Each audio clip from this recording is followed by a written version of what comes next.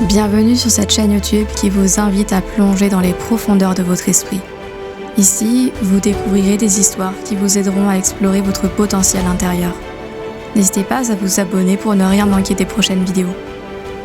Maintenant, fermez les yeux, respirez profondément et laissez-vous guider par ma voix. Dans cette langue d'Afrique, Mbibizo signifiait l'homme avare. Et l'on peut dire que Mbibizo n'avait pas usurpé son nom. Donner, prêter, offrir, partager étaient des verbes bannis de son vocabulaire.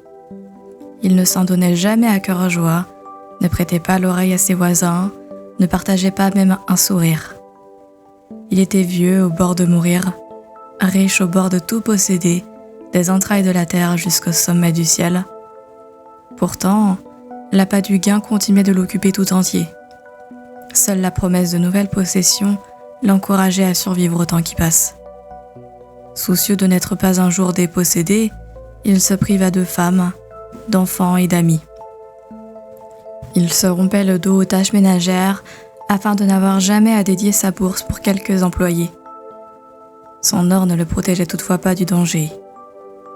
Ainsi, un jour qu'il accomplissait ses travaux, Mbibizo perdit l'équilibre et tomba dans son puits. Échoué, il se soucia encore du coup de son sauvetage. « À l'aide, c'est Mbibizo, je suis au fond de mon puits » hurla-t-il. Tout à fait cessante, son voisin le plus proche accourut et lui tendit la main. « Mbibizo, donne-moi ta main !» Constatant que le vieil homme ne la lui donnait pas, il renouvela sa demande.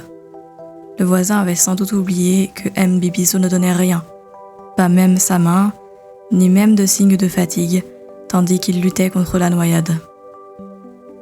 Enfin, de longues minutes plus tard, quand l'eau commençait de l'avaler, Mbibizo se résolut à lui tendre. Trop tard. Le voisin, qui avait le cœur sur la main, regretta longtemps de n'avoir pas dit plus tôt « Prends ma main ». Mbibizo se serait empressé de la saisir. On conseille en Afrique d'avoir le cou aussi long que celui du chameau, afin que la parole puisse prendre tout son temps avant de jaillir. Un mot plutôt qu'un autre aurait probablement sauvé l'avare. Les sages du village constatèrent le décès. Ils en notèrent la cause, l'avarice. Depuis lors, c'est péché mortel. J'espère sincèrement que cette histoire vous a plu. Si vous avez apprécié cette expérience et que vous souhaitez en découvrir davantage, n'hésitez pas à liker cette vidéo, à laisser un commentaire pour partager vos impressions et à vous abonner à la chaîne. Votre soutien est précieux et cela me ferait vraiment plaisir de vous retrouver dans les prochaines histoires. À très vite.